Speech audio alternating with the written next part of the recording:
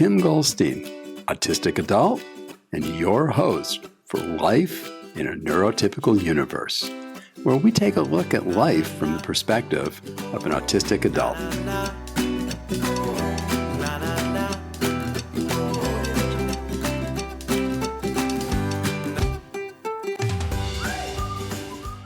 We're here today with Russ Garner, who comes from the technology industry and has a deep, great experience in high tech and in managing in high tech. Russ, tell us a little bit about yourself. Well, first of all, it's a pleasure to be with you here today, Tim. So thanks for making some time on your podcast, and hello to anybody listening. So I have been working in technology across now a large services company in consulting. So working a lot of different projects, had a lot of different peer level resources, people that I've managed, and then now at a larger product company. And so had exposure to a lot of people in technology, and then in different capacities, right? So seen the Silicon Valley side of the world, then seen more of an IT shop side of the world. So really passionate for technology, Python, all kinds of stuff there. So I've got some real deep nerd in me that I love to bring out when appropriate. And the fun fact about me, I grew up in the desert, and out there people pass around backyard turtles. So tortoises. Now, just to get into the details here, a tortoise is actually a subset of turtles. Okay, so it's similar to a square being a subset of rectangles, right? So, okay. So when people would say like, "Oh, do you have turtles?" I used to, as a kid, say, "No, actually they're tortoises." But in fact, turtle is correct and totally appropriate. Now, having said that. Backyard tortoises passed around, grew up in Arizona, and it got one as a teenager. It then had children, and every season we would get eggs. Ended up having 17 turtles in my backyard. So every time I go back to Arizona to visit family, stop by my parents' house, and there's 17 turtles out in the backyard. They'll go and give them some lettuce and stuff. So that was...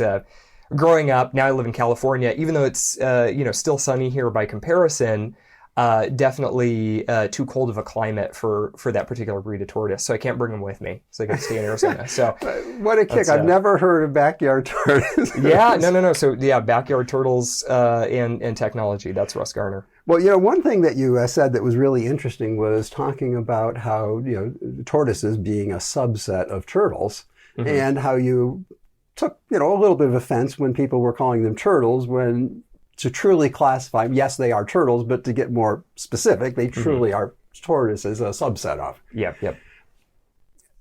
That very much would be considered a neurodiverse type of trait, mm-hmm. of just being hung up on the word is not exactly what it's supposed to be, so it's not acceptable to use the wrong word. Right. And I think what that brings to it is, and I've known you long enough to know, I think for the audience, Russ would be considered a pretty neurotypical kind of guy. And that's a trait, though, that would be very much associated with neurodiversity and autism, mm-hmm. Which just goes to show that these traits aren't necessarily autistic traits or neurodiverse traits, they're human traits. Mm-hmm. And here you are, you're as normal as can be. Not that I'm not as normal as can be, too. I'm just an autistic normal. Mm-hmm. But you have that same hang up on words like I do, but it's not a diagnostic trait, it's just a human trait.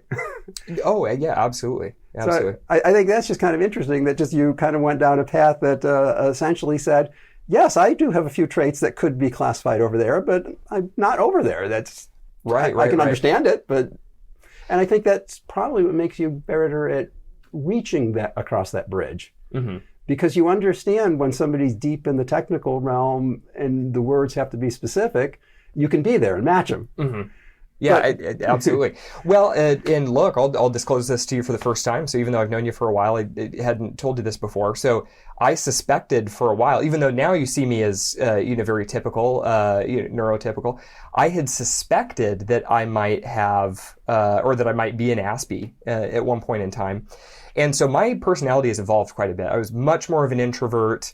And some of the classical, diagnostic symptoms, I definitely had more of an overlap, right? And to the point where I thought it was a good, simple explanation of some of the things that had happened in my life. And so I did some investigation, and, it's interesting. I'm sure, lots of people have different stories of going through self-diagnosis. And so I had started some of those steps of self-diagnosis and really had to, think through, my experiences, those traits, whether or not I had the condition. And I think after a lot of, careful thought and then talking to a doctor, I didn't. And then since then, though, I've had just tremendously more appreciation for Aspies and their experiences, and just a little bit of a better kind of layperson understanding, just of some of what those traits are, right? So then being in technology, as you mentioned, it's just, you will see that much more frequently too. So, I think that's also added a little bit of color and appreciation for well, that's Aspies, super right? interesting. That definitely is, we've known each other, almost a year now. Yeah. And there's an interesting reveal right there. Yeah, absolutely. It touches into something, though, that's kind of one of the concepts that I tend to deal with a lot in the neurodiversity and autism realm, that we won't say it's universal, but we're working at making it that way. And that's the diagnostic criteria, which, when you went and looked them up, it comes from the DSM, and, it tells you how to diagnose and such. Unfortunately, what I have seen in the technology world particularly, because that's the world I live in too, is there's lots of people that have certain traits that fall within there, but not enough to be diagnosed with it. Mm-hmm. And what I like to refer that to as is functionally autistic. Essentially you put it together with a room with autistic people and you're not going to be able to tell them apart unless you use this crazy thing called the DSM that makes these rigid borderlines when humans don't work off rigid borderlines. So I guess what I'm saying is, welcome to the crowd of the functionally autistic. And, sure. Yeah. Oh, well, yeah. Thank you. And you're right. I mean, I think as you said, your personality, your skills, your abilities to communicate and interact have grown over time, which is something that I think a lot of people don't. Well, first off, a lot of people don't recognize that autistic kids become autistic adults. Right. And secondly, they don't realize that just because you turn 21, you're done developing. You were able to go out and say, I need to learn whatever, I need to learn to communicate better. I need to learn. And you were able to change your, way you think and process about that. Yeah. So I think that's a great example, whether you are or aren't, autistic, that people shouldn't get hung up on what they are today. The question is it something you can work on if you go find the right people and the right help? Yeah, absolutely. And, and I think one thing that's really interesting for me to think about in this area is the DSM is putting people into this classification based exclusively on behavioral characteristics, right? Because we don't know the absolute cause, right? I think a little more than just not knowing the cause. There is this conception that it's children. It's a children's issue. Most people don't think of, if you were to say, think of an autistic person, an adult is not the first person that's going to come to most people's minds. And if you think of it from a childhood disease, what else can you go by? You can't sit down and reason with a 3-year-old. Yep. So I think it was built because it was built off children, but you're right, because it is observational. Absolutely. And so the thing is that if you are classifying, first of all, there's a tremendous spectrum of human behavior and what we would classify as like neurotypical and normal human behavior. Now I'm just going to interrupt and say, neurotypical isn't normal. Neurotypical is just neurotypical. Neurodiverse is just neurodiverse. And guess what? They're all normal humans. No, absolutely. No, that's a really good. I know you didn't mean that. No. But it's a good. No. Thank you for because it's important. But but there's this whole range of neurotypical behaviors that just gradually shade into the spectrum of then neurodiverse behavior. Well, right. So there's the whole spectrum, right, and the spectrum ranges right out into what we would consider neurotypical. right? I actually like to look at it from a little different model. And to me, the continuum model, which is the DSM medical model of, it goes from being, barely functional to very highly functional or whatever, really is very misleading because that's not how humans really are.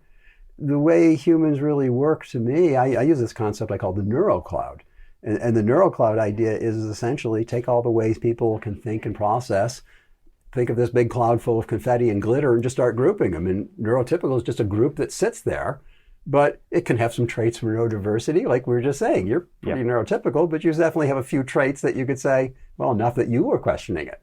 Yep. So I just like to try and, that's one of the big campaigns, crusades I'm on, is this linear model does not reflect humanity, whether we're talking neurotypicals, neurodiverse, or anybody. Absolutely.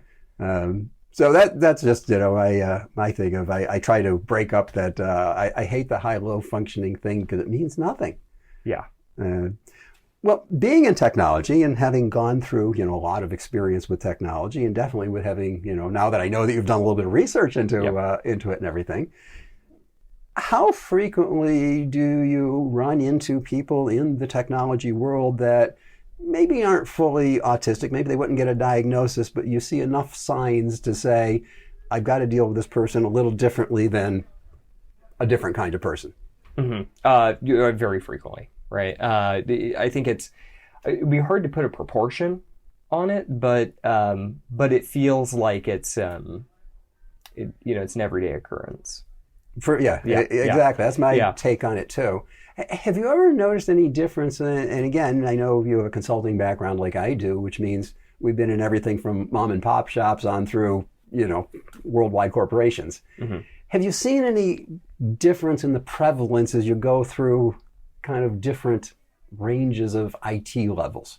There's some companies that have, they're higher in, the top 1%. Mm-hmm. There's some companies higher in, what they can afford, and it's not the top 1%. Mm-hmm. Have you seen any differences in? Oh, that there's, so one thing that's really interesting, right, is there's this macro, trend of like, I guess what you'd call cognitive stratification, right? Mm-hmm. Where the people who are, cognitively adept enough to perform in these really advanced technology positions, typically, high IQ, can have, heavy working memory, to be able to navigate through code and be able to make, complex data transformations, you name it. And so there's this stratification. And a lot of the characteristics of, someone with Asperger's will actually, predispose them to perform really well in a lot of those things where there's the cognitive stratification. So if you were to think about it in just like pure statistical terms, you're going to see lots more people in the higher end technology, engineering, advanced engineering, types of positions. And I would say that, and again, this is totally just anecdotal, right, but I'd say my personal experience really fits that I think that there's a higher proportion of those types, right? So like you can see it in the engineering culture. You can see there's a culture around debating the best practice oftentimes, right? And so like a lot of times this manifests itself as like flame wars around, different patterns, like, oh, should we be applying like MVC framework here, or like object-oriented versus functional programming, like you name it, right? Like, right, and I'm laughing because I've sat through so many of those arguments just as well as you have, and I've been in some of those arguments probably as you have. Oh, absolutely. And it's like, you're really splitting hairs, but the positions people take are more like we're talking about being Republican versus being Democrat. I mean, but we're really just splitting hairs. But boy, are they defending their hair. No, absolutely, because there's a certain like, it's almost like this deep aesthetic appreciation for like doing things the right way, and if technology has become someone's special interest, like there's this deep abiding appreciation for like doing things in a particular and correct way. And so, it's just something that people become so deeply passionate about, if they're, on the spectrum at all, and it's just and I think that contributes greatly to engineering culture. Right. I've just seen it so many times, and also just really a passion for the details, right? Like just going into depths that, just rather than, oh, okay, well, here's the structure of the forest, here's the whole forest, right? And it's something that's like, hey, if you're like, as a pastime to really talk through the details, and if you're passionate about technology, that is fun as hell to talk to somebody who might be on the spectrum, super passionate about tech, because you're going to transact all kinds of information it's going to be a lot of fun, right? And so I think that that's where people, like, if they want to opt into, the technology culture, just coming in with that same appreciation and passion for detail, and then, so that's why I think it just draws, like for like. I think that, you brought out some really good things that can help other people that are in management positions that aren't quite as familiar with autism and neurodiverse people, that how they would see it. I mean, one of the things that you see is you're right, that somebody will tend, and my experience mirrors yours 100%. In general, I find the higher level the person is, and it tends to be company-wide. People hire very high-end people, they don't. Yes, I agree with you completely. The higher end you go, the more frequent and prevalent it seems to become.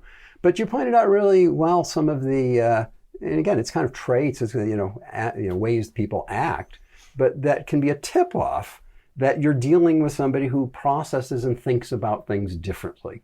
Not better, not worse, differently. I mean, if you want to build a program, you want to do a database, you want to do whatever, working from the detail level and loving the details is a very good thing to do. Nothing wrong with it. It's not a wrong way to go. But on the other hand, if you're trying to design a marketing program, you probably don't want to start with all the details. You want to start with a high-level concept and work down. So I think it was wonderful that you pointed out that is one of the traits that you can kind of get a little feel that this person doesn't process necessarily the same way of everybody else I do. Is they love the details to the point that they'll go down to blows arguing over it. Yeah. And look, that kind of passion drives, it drives really, really brilliant acts of creativity.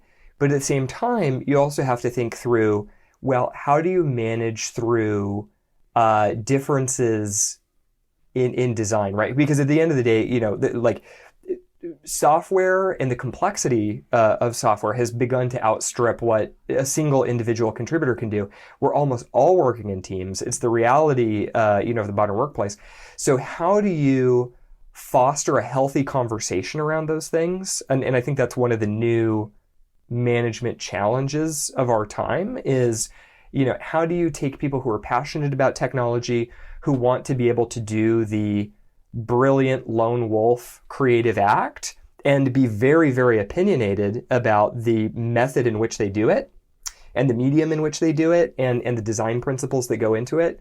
And then at the same time, work well as a functioning team, and I think that's it's a tough balancing act. Absolutely. And I think you hit it that first part of it is management wise, how do you manage it? And there's certainly ways that work better than don't. And I'm guessing, like all of us managers that, have managed along the way, sometimes we didn't handle it well, and that's how we learned to handle it well. The other part, though, is when you take that super, super detailed person, I can understand and appreciate the way they think. I mean, I think that way. But I had to learn, just like you've changed some of the ways you act in things, that very often the higher level, more generalized is all that's needed and all that needs to be discussed. That you don't have to live in the details to have every single conversation. So I think there really is a meeting in the middle. One is, the management making it so that the conversation can go on, but the other side is setting the ground rules that, of how that conversation is going to go on, so everybody's feeling that they're being heard, they're being, they have their place at the table. And really, I think that's a big key is making sure that there's enough space for people to express things that are of additional significance to them, right? Because when there is the passion and importance, of particular concepts, making sure that there's enough space to express that importance, and then meet as a group and move forward, right? And so it's like having patience to explore the group's perspectives and making sure that every voice is super important, right? And that's something that's key. Have you ever thought of going into neurodiversity consulting? To be honest with you, I mean, you're just hitting on so many great points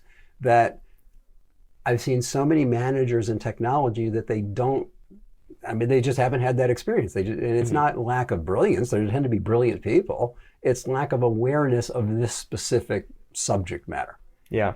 Well, I mean, frankly, I wish that I had done a lot better in various instances. I mean, one thing that I've thought about quite a bit, and one thing, I'm going to launch off into a big tangent here too, because this is something that I find very, very interesting. Well, the cool part is I love tangents, because the whole goal here is just to have fun time. Tangents bring a few information, but have a good time too. Tangents are the best. So in philosophy, just thinking about, you only know the world through your own perspective. Right? Like you have Tim glasses on and you only see the world through the lens of Tim. I only see the world through the lens of Russ. And so in philosophy, they would call that privileged epistemic access. I can talk to you, I can observe your behaviors, I can listen to what you say, but what does it mean when you say I'm in pain? Right? I can't actually jump into Tim's internal condition and sense, in infinite Timness, what it means for Tim to be in pain. I can't do that, right? And so putting yourself in other people's shoes, and making sure to have the foresight and the cognition as a manager to think about what the internal experiences of others must be like, and admitting that they can be as different as people's height and weight and other characteristics, right? Because you think about all of the diversity and just incredible expressions of difference that exist between different people that are very evident on the outside. There's just as much internal variety going on the inside. So make sure to leave space for those differences and be empathetic and put yourself in other people's shoes. And so I think where I could have done better in many, many instances is rather than just thinking about things in my own frame, is really not only putting myself in someone else's shoes, but being able to think about the different reactions that they could have, their emotional predispositions, the way that they might process information differently, and just every one of these different things. And so it's just thinking about, neurodiversity and thinking about, really just thinking through the putting yourself in somebody else's shoes. It's a very interesting mix of concepts, right? And it's so important. It's just absolutely central to management, and it's something that I will continue to learn and do better. I don't think I'm an expert by any stretch. It's just it's the kind of thing you have to learn through repeated experiences of not anticipating when something is going to have an adverse reaction to others, being too self-absorbed, right? We're all too self-absorbed, and not spending enough time thinking about the way other people are going to think through things in all of their, cognitive and neurodiverse states, and their different emotions. So that's the one thing that, I'm going to continue to, strive toward and but it's been an interesting journey. It's really funny that you mentioned that. We haven't. I mean, we've talked occasionally in the past about autism and neurodiversity, but nowhere at the depth we are right now. Yeah. And one of my concepts is a lot of the challenge people have understanding somebody else, whether it's a neurodiverse somebody else, whether it's a different gender, whether it's a different race, a different culture. It doesn't matter. Mm-hmm. Just understanding a different human is. We only know one life experience, like you said. Yep. So we always tend to start with, they're like me, but. Yep. And then you start adding in the how you think they're different. But the problem is, a woman isn't like me, but no, a woman is completely different. There's different hormones, there's different things going on that makes them different. Mm-hmm. I mean, if you grow up in a different culture, you're not like me, but no, you were cultured to a totally different, take a lot of the Asian cultures, which are much more group oriented. Mm-hmm. If that's how you were raised, then I can't start with me, who was raised as an American, as an individualist, and put myself in the shoes of being a group culture. And I think so many people go wrong because they don't do what you're doing of saying, let's not really even think about who I am. Let's think about who they are and how they're thinking about things. So you're essentially building the model from what you see. I think too many people, which is a normal thing to do, but this is where we have to try and help ourselves, start with, oh, they're like me, but. Because there's a lot of people, if you start with like me, but, you'll never understand who they are. Yeah. And so I think you have to have a certain openness and just total open frame to like put yourself in somebody else's shoes and really bring in as many details as you can about what you know about them. And keep in mind that you're still probably going to be wrong, right? And I think that's the key, right? Is that, kind of look at it as it might get your compass needle pointing in the right direction, but you probably don't have a clue how far down the path you should be. Yeah, absolutely. So but Tim, I mean, I find this stuff so philosophically fascinating because neurodiversity, I mean, it raises all of these questions about, just the perspective of being in the world and as yourself, and just thinking about what somebody else, must be experiencing and how they interface with the world and the similarities and differences. I mean, it's a fascinating subject. I often give this example between my wife and myself. I, like many people who have autism, tend to eat the same thing over and over and over again, which, by the way, that is kind of a trait to put on your marker.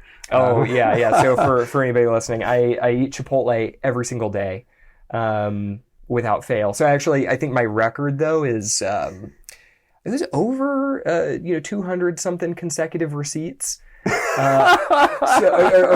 Consecutive days with a Chipotle receipt. So we're dead serious about this. Yeah, I love routine. You were probably the outlier in the data when I was processing it, because I actually worked in the BI department of Chipotle that were trying to figure out what the heck was wrong in the system because nobody could eat there 200 days in a row. Yeah. Oh, no, you sure can. It's good. It's nutritious. And you know what? I'm not a fan of variety. So. Well, there you go. Let's put another mark on your list of maybe you're leaning closer. And unfortunately, the diagnostic characteristics tend to be written around children, not around adults who think, and you can ask them what they feel about things. Mm-hmm. Right. And it's funny because, I mean, we've gone in a couple of different threads, right? But so we're talking about like the functional diagnostic criteria. And then also, that we're talking about people's internal experiences and that there's no real way to be absolutely sure of that. And that we don't know the exact cause or if there are multiple causes for what we classify as autism. Exactly. Exactly. And so you take a step back and you think about that and it's like, oh, okay, well, we're really just looking from the outside and projecting and classifying and doing all this stuff, but we really can't, we can't step into somebody else's shoes and verify for sure, There's certainly, there's some thought in the autism world that autism, as we define it now, is not a single condition. It's multiple conditions that just happen to express in similar ways. Mm-hmm. Much like cancer. When we talk about cancer, we just don't talk about cancer and say, that's it, cancer. Yeah. We talk about this person has pancreatic cancer, this person has breast cancer, this person has prostate cancer, whatever. And we just don't have a tendency to look at these cognitive differences that way. We kind of classify them as being there, and we make this big generalization instead of getting into no, they're not just, they're this detail that does fit in just. It's like it's your tortoise example, really. Yes, a tortoise is a subset of a turtle, but a tortoise is different from a turtle. Oh, yeah, absolutely. So I wouldn't be surprised a bit if we, start to refine the classifications over time and have, and as the scientific community starts to understand the determining factors in the diagnosis better, we'll be able to make more fine-grained, classifications and kind of distinctions there. Yeah, I think to me, it's as they start looking more into recognizing, which has finally been recognized, that autistic kids become autistic adults. Mm-hmm. There was always this thought that we never talked about adults being autistic. We only talked about kids being autistic. Right. But I think you're right. Once you start looking at it in the adult world, when it's observational, which is all you can do with children, you can only get so granular. There's only so many things to watch. But when you're dealing with humans that are adults, you can sit down and say, okay, what were you thinking and how were you thinking about that particular thing, which is far more detailed and rich than, oh, when this happened, they did that.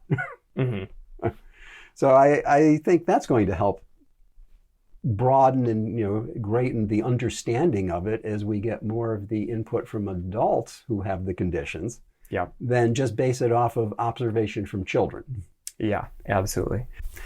We tend to think of autism in children. There's this big greenfield opportunity for many, for us to better understand autism in adults.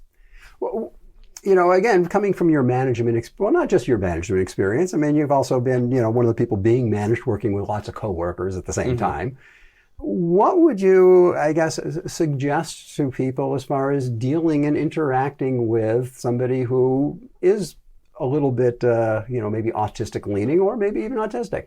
In your experience, what do you do differently? How do you deal with that person differently? And do you see challenges that are different from those groups of people than you see from other groups of people? So I think pulling together some of the threads that we were talking about before, I think being very open to thinking about things and from their perspective and their shoes, and being able to admit for like a wide variety of what that could be, is extremely important, right? So there's this, I don't want to say empathy, it is empathy, but it's really more of an open-mindedness, because empathy implies that you're kind of like coming in with this frame, and they might not be right, frankly, right? Like, they could be 100% wrong. They could be 100% wrong. But to them, their reality is their reality. Absolutely. But I guess what I'm saying is that you have to put yourself in their shoes, but have a very wide and open frame for thinking about like what they could be experiencing and be patient, because again, thinking about this, what's significant to them may not be totally clear to you. You could be thinking about it very, very, very differently, right? And so have patience for people expressing very foreign, well, I don't want to say worldview, but a very perspective that's very, very foreign to the way that you were thinking about something. Let them elaborate it, give them the space to communicate that. And then this is what I was mentioning, that in my experiences that I'm still learning to do better, is think in advance about how change is going to impact somebody, right? Like, because if someone is thinking about the world in a very different way than you, they could experience changes, right? Now, in technology, aside from, getting into, minutia about computers, one of the other things that is very common to the technology industry is the way that the workplace is very fast paced and changes a lot, right? So what that means is that you have to take this very tender and patient approach to change management, where you message things, much further ahead of time and in small doses, and then give people the ability to communicate and incorporate that change. It's important with anybody across the spectrum, but in my experience, that's something that's especially important to people who are on the spectrum, and to really, really think about things from their shoes, get out ahead of change management, and don't assume that people are thinking about things the same way, right? I think you're spot on, and particularly in saying that it's not just people who are neurodiverse that you have to do that with. Everybody gets riled and has challenges with change. Right. It's just that some people cope with it better, so they don't open it up and don't tell you. I like to say that neurodiverse people are your canary in the coal mine. You're going to see the problem with them first. That doesn't mean nobody else is having a problem. That just means everybody else is keeping the cap on it a little bit better. Right. But it's really, I mean, the reality is, as a manager, if you know you have somebody more neurodiverse, they're a good barometer of what's going on in your department. No, absolutely. And so that's a really good way of saying it, right? But it's, yeah, absolutely. So it is just, it ends up underscoring the importance of change management, and again, thinking from the perspective of the other, right? So what would happen if somebody closed Chipotle all of a sudden on you? No announcement. No, you just walk up to go get your lunch like normal, and there's a sign on the door that says the guy from Taco Bell trashed the place. Well, it's funny because the CEO of Taco Bell had moved over, so I'm assuming that there's probably all of these turf wars that we're none the wiser about, right? It's like, well, I worked for the company just before that happened, so I'm somewhat privy to the turf wars. Yeah, right. So, like, it's funny. I worked at Baskin Robbins was my first job, and I used to ask my manager, "Hey, do you want me to like vandalize the Dairy Queen?" So maybe something like that, right? So somebody does that to Chipotle. I don't have my food. I'm going to be stressed, man. Where am I eating tonight? So, and then I might try to go to Safeway and cobble together the ingredients for Chipotle. I mean, it's going to, I don't deal with change well myself, right? And so just thinking about the wide variety of experiences that other people could be having, that's why it's really important to be really thoughtful and message changes with the appropriate amount of time for people to adapt.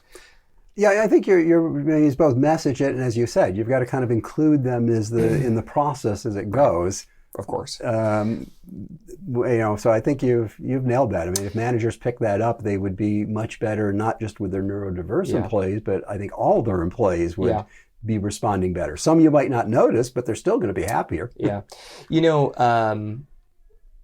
This is a lot easier said than done, though. I think this is an acquired skill set that we're talking about, right? I mean, because it's, one, it requires a constant metacognition. All the stuff that we're talking about does, right? Because it's like, it's really, really easy to get into a rut where you're not putting yourself in other people's shoes, and all of these things. It's easy to get offended. I mean, the bottom line is that, we're humans, and what's the first reaction when somebody comes with something that's just totally different than what you think and know? Mm-hmm. It tends to be to reject it. I mean, it tends to be so we have to, you're right, we have to work at overcoming that my little world and say, I need to understand more of the world and let it in, open up to it. Yep. But, thinking back to, there's nothing that's going to make the pace slow down, though, of change in the workplace, in the modern workplace, right? Like, so the cliche of the only thing that's constant is change, that's true, and it'll probably become more true, right? So, there'll be reorgs and changes and all such things, but that's where I think that, like the space for communication that we were talking about earlier, another modern challenge for the manager is to, take the appropriate, change management and really personal, individualized change management that's needed for the changes that are going on in the workplace. I think you're reading my mind, because the next question I was going to go to is, how do you deal with when you have a variety of people and change are going on? How do you tailor that message for each one to give them the appropriate messaging for what they need to help them through those changes? Mm-hmm. So I think it's tipping people off early and, really just giving them the facts as you know it, right? Say, hey, this is likely to happen, or it is going to happen. And this is essentially as early as I could tell you. And just, lay it out in terms of like bare facts, and then walk through it with them. It's, and I think that's all you can do, and just, gauge reactions. The earlier you get out ahead of stuff, if there's important key details that need to be, pivoted or accommodated, you can do that, and you have a lot more lead time. So if I think I'm hearing what I'm hearing, what you're really saying is it makes absolutely no difference whether they're neurodiverse, they're neurotypical, whatever they are. You need to message and deal with change the same way with everybody. Yep. It's just that some of them will show the stresses and such, and some of them won't. But even the ones that don't show the stress doesn't mean that they wouldn't like to have that same information. Yeah. No, of course. So I think I think that's a good lesson for people. I think there's a lot of people who think that you have to deal with neurodiverse people in a different manner than you deal with neurotypical people. But what your experience seems to say, if you treat people correctly and rightly, whether they're neurodiverse or neurotypical, the results work across the board. Exactly. That's a really good way of summarizing it, because I think through the whole conversation here, we've been talking about, things that are general, challenges for a manager that are, made more accentuated. Yeah, accentuated. Yeah, I was going to say more acute, but it's there's an additional need, probably for people who are on the spectrum, but yeah, absolutely, that apply across the board to everybody. So yeah, it's just it's part of being a manager. It's also part of being a good coworker too. Is to put yourself in the shoes of others and give people space to communicate. Perfect. That is just so true. I mean, that is a great note to kind of wrap up on. You just need to treat other people and give them the space to be who they are. You're not asking them to be like you. You just have to open up enough to say it's okay to be. It's okay for Russ to be Russ and Tim to be Tim. There's nothing wrong with either one of us. We just have to accept that sometimes Tim can be a little, hot and heated about some things. And, Russ can get stuck in ruts sometimes, so big deal. So what? Yep. I so much appreciate it. I know you're busy as heck. I know you're with a growing company that's adding people at a rate that's incredible. And you're managing a team that's probably way too many people, even though it's already been split between managers. Yeah.